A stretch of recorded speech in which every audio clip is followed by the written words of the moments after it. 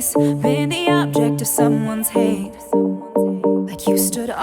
Hello mga momshi! Welcome back to my mini vlog. So for today's video po, kagagaling lang po namin sa simbahan ni Ate Miko. So after nga pala namin sa simbahan, ayan, uuwi na dapat po pala kami. Pero tong sa Ate Micol ay nagpaparinig, mag-date daw naman kami kahit minsan. Pero sabi ko kay Ate Micol, wag na lang kasi nga po may pasok pa ang kanyang mami. Pero napag-isip-isip ko nga lang naman ay minsan lang naman kaming lumabas ng kaming dalawa lang. Nung nakasakay na kami ng tricycle at iba na yung dinadaan ng driver, ay tuwang-tuwa ang Ate Micol nyo. Syempre alam niya na kung saan kami pupunta. Dahil kakakain niya lang ng Jollibee nung isang araw, ayan, nag-request na siya na mag-McDo na lang kami para maiba naman. At habang nasa biyahe kami, itong Ate Micol nyo wala nang ginawa kundi magkwento at magtanong na magtanong. Pero syempre tayong mga nanay, huwag tayong mapapagod, makinig lang tayo kung ano mga sinasabi ng anak natin para at least may idea tayo. Nakababa na pala kami ng tricycle at ito na nga, naglalakad na kami ni Ate Micol papuntang McDo. Buti na nga lang at hindi siya matraffic at ito na nga, nakarating din agad kami. Kasi nga po may pasok pa ang mamsi nyo ng 1:30 PM. Parating kami dito sa McDo ng mga 11, so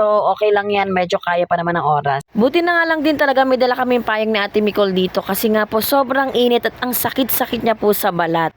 At ito na nga, nakarating na kami at ang Ate Micol nyo ay excited na may patakbo-takbo pa. At nung nakapasok na kami sa loob ng McDo ay ayan, nag-order na kami. Nga na-videohan dito yung nag-order kami sa malaking screen kasi naiinis ako minsan, napapatagalan ako sa pag-order doon. At kung ano-ano na lang din na-order ko kasi sobrang inis ko at ang haba din ng pila. Namamangyan talaga ako kapag dito ako umu-order sa malaking screen, kaya buti na lang meron silang apps at doon na lang ako nag-order minsan. Masarap din naman kumain dito sa McDo, lalong-lalo na yung fries, ang aking paboritong kainin dito sa McDo. Masarap din naman po yung chicken nila, lalong-lalo na po kapag may gravy.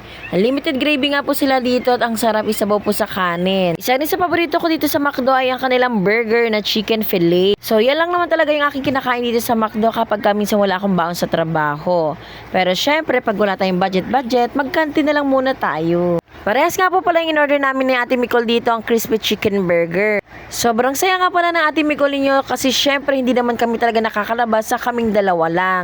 Lagi namin kasama si Kuya AC, si Baby, si Dada. Dahil nakalis kami ni Ate Micol lang dalawa lang kami, so ayan, nagbanding talaga kaming magmami. Nag-time check muna nga ako dito kasi nga po may pasok ako ng 1:30. So 11:30 pa lang naman po at kaya pa ng schedule. Pagdating ko pa pala sa bahay, hindi na nga po ako kakain.